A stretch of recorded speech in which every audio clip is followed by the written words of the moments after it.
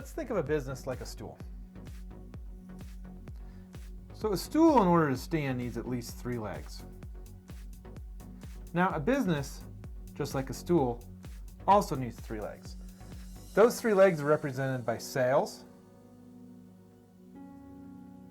ops or operations, and finance. Now, a stool can operate if one of these legs is smaller. It's not going to be comfortable, but it can still stand. However, if you take off one of the legs completely, the stool falls, just like a business. If a business operates without a sales team, there's no way the business can function. If the sales team is weak, the business can still function. It might not function as well as it could, but it can still survive. Now, underneath each of these, there's a hierarchy. And what I want to talk about specifically is the finance hierarchy. So typically in a business, what this hierarchy looks like is you have a CFO, a controller, and a bookkeeper. Now, some businesses might have financial analysts, and this is going to look different, obviously, for much larger businesses. But the core structure is still going to be the same. Now, each of these tasks must be performed in any business, any size. So for instance, what a CFO does is a CFO is going to do forecasting. So they're going to look out and they're going to build forecasts, right? They're going to do strategy work. And they're also going to do some budget to actual, some things like that, some analysis, high level things like that. What's a bookkeeper doing? Bookkeeper is mainly doing day-to-day transactions. They might be sending out invoices. They might be paying invoices. They're recording transactions. They're doing more things that are much more task-oriented on a day-to-day basis. Now this middle group here, often what it's going to look like is you're going to have a controller. And the controller is often the one that's doing the actual reporting. They're doing a lot of the month-end work. A lot of the bigger companies are having their controllers do budgeting, things like that.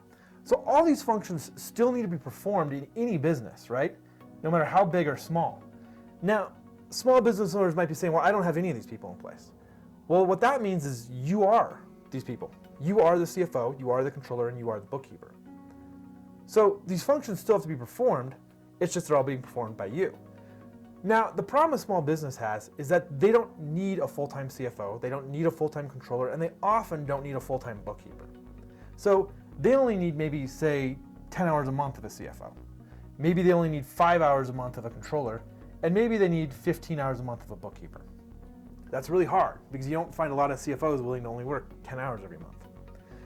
The other problem with this is a full-time CFO, at least here in the Denver market, that can cost anywhere between $150 on up. A lot of small businesses don't have the resources to afford a full-time CFO. So what do small businesses do? Well, I see them do one of two things. Often they'll have a bookkeeper and they rely on that bookkeeper to do tasks of a CFO and a controller. And that's doomed to fail because quite frankly, a bookkeeper isn't trained to do those things. Bookkeepers have never done forecasting before. They've never done budgeting. They've never done strategy for an organization before. They're really, really good at bookkeeping, but they're not good at these other tasks. Another thing I see that small businesses do is they'll tell me, well, hey, I talk to my tax accountant once a year. He provides me some updates on what my business looks like. They're not, and I'll tell you why. Because I used to work with tax accountants, and I've been in those meetings before, those once a year meetings before, where they run through the tax return, they give you 3 or 4 quick ideas about, hey, you should do this, this, and this next year, and that's it. And trust me, they're not thinking about your business every single day, much less every single month. So that's doomed to fail. So here's the solution for this. You have to find a part-time solution that can fulfill these roles if you're not comfortable fulfilling them. Now, every business owner I know, when they start their business, comes in with either a sales, ops, or a finance background. 9 times out of 10, what I see is they come in with a sales or ops background, not the finance background. So what that means is they have to find a resource that can fulfill these needs.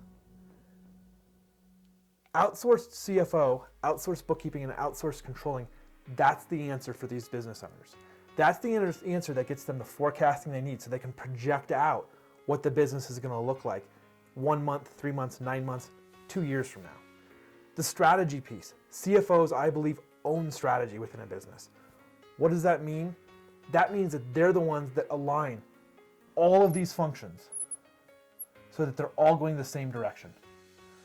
Often in small businesses, what you see is the sales department goes this way, the ops department's going this way, and the finance department's going that way. That doesn't work for a successful business. Strategy is a key piece that I believe CFOs can bring to businesses. A lot of times what I see is in the forecasting and the budgeting process for small business owners is they'll go through, they'll come up with a budget in November or December, they sit down with their team and they say, hey, we're going to increase our sales by 10% this year. And if they're really good, they might even list off the 2 or 3 things they think that they're going to do to increase those sales. The head of the sales department, the head of the ops department says, great, let's go do it. 2 months down the road, nobody's rowing the same direction. Nobody remembers what those 2 or 3 things were that were going to grow the business. They're just operating on a day-to-day basis as they usually will. The CFO is the one that needs to be in charge of making sure that strategy is being executed throughout the year. The controller and the bookkeeper are vital to businesses. They need to have accurate reports and accurate records so they know where they're at. I'm Matt Krieger with Krieger Analytics, and I'd love to talk to you about this more. Thank you.